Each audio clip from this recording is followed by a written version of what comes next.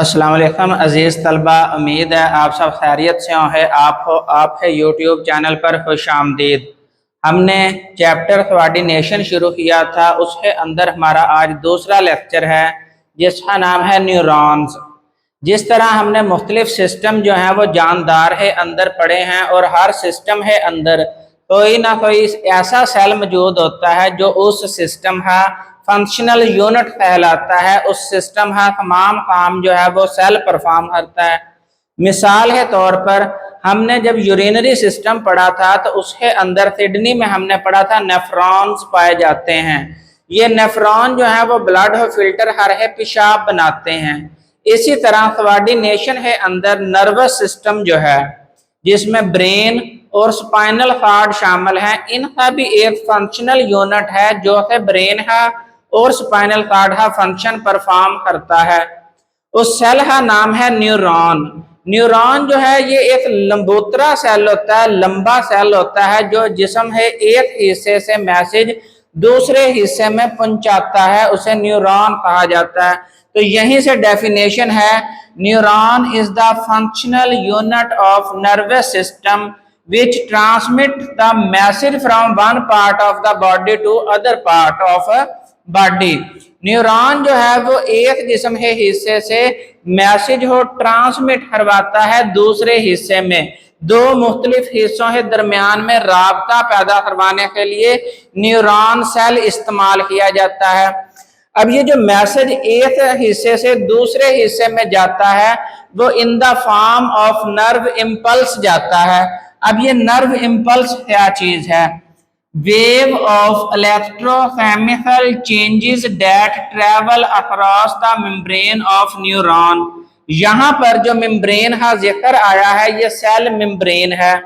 Neuron एक cell है, उसकी सेल मेम्ब्रेन है। सेल मेम्ब्रेन ही दोनों जानब विदिन साइटोप्लाज्म और आउट ऑफ द मेम्ब्रेन यानी outside the cell membrane, यहाँ पर मुख्तलिफ आयंस पाए जाते हैं। सोडियम आयंस, पोटाशियम आयंस यहाँ पर पाए जाते हैं। वो दोनों आयंस अपने कंसंट्रेशन चेंज करते हैं outside the cell membrane and inside the cell membrane. ये जब आयंस की कंसंट्रेशन चेंज होती है उस वजह से एक इलेक्ट्रोकेमिकल वेव पैदा होती है। इलेक्ट्रोकेमिकल वेव जब पैदा होती है तो उसे हम बोलते हैं ये नर्व इम्पल्स है। ये चेंज जो है ये थोड़े थोड़े सेगमेंट में पैदा होती है जो न्यूरॉन है, यानी इस हिस्से में पैदा हुई, उसके बाद ये नर्व इम्पल्स यहाँ पर शिफ्ट हुई तो पीछे जो है वो नर्व इम्पल्स खत्म हो जाती है। वो मैसेज जब जैसे जैसे आगे ट्रेवल करता है पीछे से वो नर्व इम्पल्स खत्म होती जाती है। इस तरह वो न्यूरॉन में जो है वो ट्रेवल करती हुई नर्व इम्पल्स जो है वो ब्रेन के पास पहुंचती है। ब्रेन में वो वजाहत होती है, इंटरप्रेट होती है, वहां पर रद्द अमल जनरेट करवाया जाता है, रिस्पॉन्स पैदा करवाया जाता है जो है दूसरे न्यूरॉन के जरिए से इफेक्टर के पास भेज दिया जाता है। इससे प्रीवियस लेक्चर में हमने कंपोनेंट्स ऑफ नर्वस सिस्टम पढ़ा है। मुख्तलिफ 5 हिस्से हैं जो जिस्म है अंदर रद्द अमल पैदा करने का बाइस बनते हैं। तो आगे हम पढ़े हैं स्ट्रक्चर ऑफ न्यूरॉन। एक न्यूरॉन है बुनियादी 3 हिस्से हैं। एक न्यूरॉन जो है वो 3 हिस्सों से मिल है बना हुआ है, लेकिन उसके अलावा भी उस पे चंद हिस्से मौजूद होते हैं। नंबर 1 पे है सेल बॉडी। ये वाला हिस्सा जो है ये सेल बॉडी कहलाता है। इसके अंदर साइटोप्लाज्म भी मौजूद है और दूसरी ऑर्गेनेल्स भी मौजूद हैं। अब इस सेल बॉडी से जो है वो मुख्तलिफ साइटोप्लाज्मिक प्रोजेक्शंस बाहर निकलती हैं। अब ये जो प्रोजेक्शन है साइटोप्लाज्मिक प्रोजेक्शन ये 2 तरह की होती हैं, कुछ साइज में छोटी होती हैं और कुछ साइज में बड़ी होती हैं। अब ये जो साइज में छोटी होती हैं उन्हें हम बोलते हैं डेंड्राइट्स। तो बुनियादी 3 हिस्सों में नंबर 1 है सेल बॉडी, नंबर 2 है डेंड्राइट्स और नंबर 3 है एक्सॉन। वो जो लंबी एक्सटेंशन है साइटोप्लाज्मिक एक्सटेंशन है उसका नाम है एक्सॉन। इस तरह ये 3 बुनियादी हिस्से हैं न्यूरॉन है।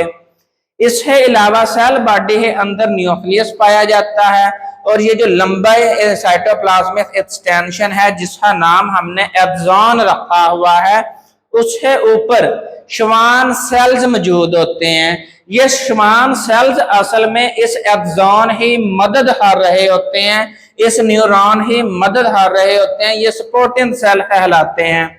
अब यहाँ पर श्वान सेल खत्म होता है, उसके बाद थोड़ा सा एक्सॉन खाली रह जाता है, उसके बाद दोबारा से श्वान सेल बनता है। तो वो जो दरमियान में थोड़ी सी खाली जगह होती है उसे नोड ऑफ रणवीर कहा जाता है। इसके बाद ये जो एंड पे 3 ब्रांचेस बनी हुई हैं, यहाँ पर ये जो ब्रांच स्ट्रक्चर होता है एक्सॉन है वाले पोर्शन है एंड पर, इसे है नाम है टर्मिनल एंड ऑफ एक्सॉन।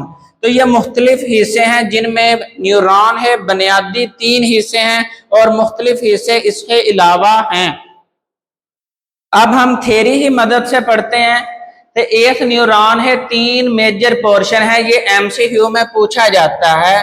तो एक न्यूरॉन है कितने हिस्से हैं बुनियादी, तो वो 3 है। नंबर 1 सेल बॉडी, इसमें साइटोप्लाज्म है, इसके अलावा न्यूक्लियस है और वो तमाम ऑर्गेनेल्स यहाँ पर मौजूद होती हैं जो न्यूरॉन के लिए जरूरी हैं। जो न्यूरॉन है अंदर मैसेज हो ट्रांसमिट करवाने के लिए, एनर्जी, मुख्तलिफ प्रोटीन्स बनाने के लिए राइबोसोम, इसके अलावा माइटोकॉन्ड्रिया यहाँ पर मौजूद होते हैं सेल बॉडी के अंदर। Dendrites, the small cytoplasmic projection receive the message, receptor से जो मैसेज रिसीव किया जाता है, सेंसरी न्यूरॉन की बात हम यहाँ पर कर लेते हैं। सेंसरी न्यूरॉन आपको पता है रिसेप्टर्स में मौजूद होते हैं। तो रिसेप्टर में जब मैसेज रिसीव किया जाता है तो वो इन डेंड्राइट्स की मदद से किया जाता है।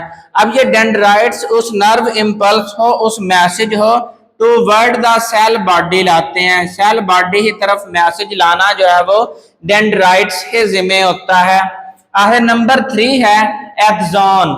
एक्सॉन जो है ये long branch from cell body, ये सेल बॉडी से ओरिजिनेट होने वाली एक लंबी शाख है जिसे हम एक्सॉन का नाम देते हैं। और ये सेल बॉडी से अवे मैसेज ले जाती है, दूर ले जाती है। जब डेंड्राइट्स ये मैसेज सेल बॉडी को पहुंचा देते हैं तो यहाँ सेल बॉडी से अवे मैसेज ले जाने वाली जो ब्रांच है वो एक्सॉन कहलाती है।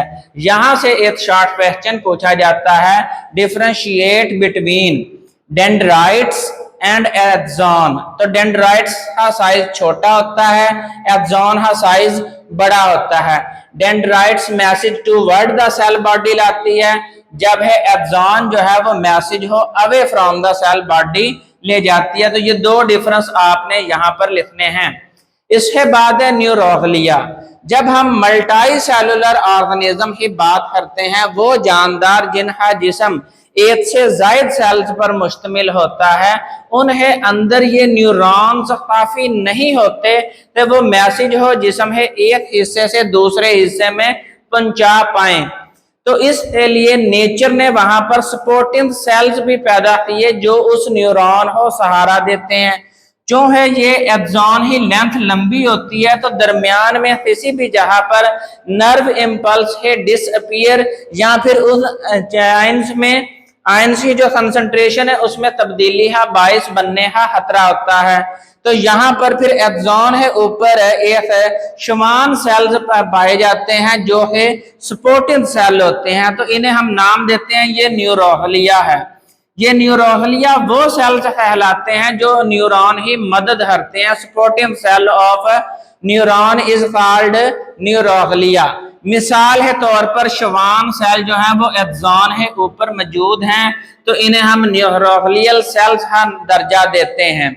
ये असल में श्वान सेल्स जो हैं यहाँ पर एक कवरिंग पैदा करते हैं, एक कवर बनाते हैं एक्सॉन है अराउंड, चारों अतराफ में एक कवर बनाते हैं जिसका नाम है माइलिन शीथ। असल में एक्सॉन है ऊपर एक कवर चढ़ाया जाता है, शीथ चढ़ाई जाती है जो है श्वान सेल प्रोड्यूस करते हैं, ताकि जो नर्व इम्पल्स है वो इजीली इसके अंदर ट्रांसमिट कर जाए। अब इस माइलिन शीथ की बुनियाद पर हम एक्सॉन को 2 हिस्सों में डिवाइड करते हैं। Number 1 myelinated neurons, number 2 non myelinated neurons. वो न्यूरॉन्स जिनमें एक्सॉन है ऊपर माइलिन शीथ चढ़ी हुई होती है उसे हम बोलते हैं माइलिनेटेड न्यूरॉन्स। और वो न्यूरॉन्स जिन्हें अंदर ये माइलिन शीथ एब्सेंट होती है, चढ़ी हुई नहीं होती, वो नॉन माइलिनेटेड न्यूरॉन्स कहलाते हैं। अब माइलिनेटेड न्यूरॉन्स जो हैं ये व्हाइट मैटर से बने हुए होते हैं, ये ऐसे मादे से बने हुए होते हैं जिसका रंग जो है वो सफेद होता है।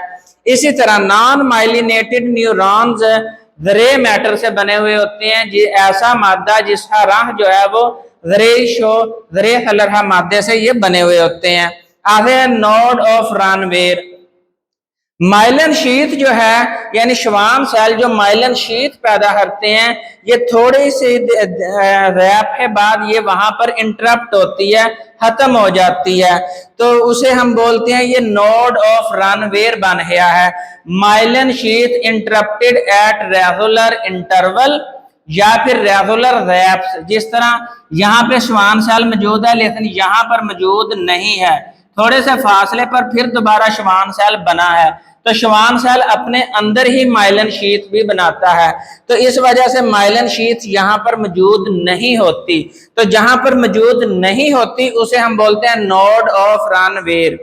असल में यहाँ पर जो माइलिनेटेड न्यूरॉन्स हैं, नेचर ने उन्हें अंदर मैसेज ही ट्रांसमिशन हो तेज करने के लिए नोड ऑफ रानवेर बनाए हैं। तो इस तरह ये नर्व इम्पल्स एक नोड ऑफ रानवेर से जंप करती है दूसरे नोड ऑफ रानवेर पे, इसी तरह यहां से जंप करती है तो इस दूसरे नोड ऑफ रानवेर पे चली जाती है। इस तरह नर्व इम्पल्स की स्पीड जो है वो तेज हो जाती है और तेजी से मैसेज जो है वो एक हिस्से से दूसरे हिस्से में पहुंच जाता है। इसकी स्पीड जो है वो 120 मीटर पर सेकंड होती है। 120 मीटर ये एक सेकंड है अंदर नर्व इम्पल्स जो है वो न्यूरॉन में से ट्रांसमिट कर जाती है। अब यहाँ पर एक सवाल पैदा होता है कि जहां पर न्यूरॉन खत्म हो जाता है वहां पर दूसरा न्यूरॉन शुरू हो जाता है। तो एक न्यूरॉन है अंदर तो नर्व इम्पल्स जो है वो रिसेप्टर से जनरेट हुई स्टिमुलस के नतीजे में, तो दूसरे न्यूरॉन है अंदर किस तरह नर्व इम्पल्स जनरेट करे ही, वो तो जिस्म है अंदर मौजूद है, ये तो यहाँ पर रिसेप्टर है अंदर मौजूद था। तो एक अमल है साइनेप्स जो है हम नेक्स्ट लेक्चर में पढ़े हैं और उसमें टाइप्स ऑफ न्यूरॉन भी डिटेल से पढ़े हैं। तो यहाँ पर लेक्चर कंप्लीट होता है, इसका मैं साइड पर हो रहा हूँ, स्क्रीन शॉट ले लें। नेक्स्ट वीडियो में हम नेक्स्ट लेक्चर के साथ हाजिर होंगे। उतनी देर दुआओं में याद रखें। फी अमानिल्लाह।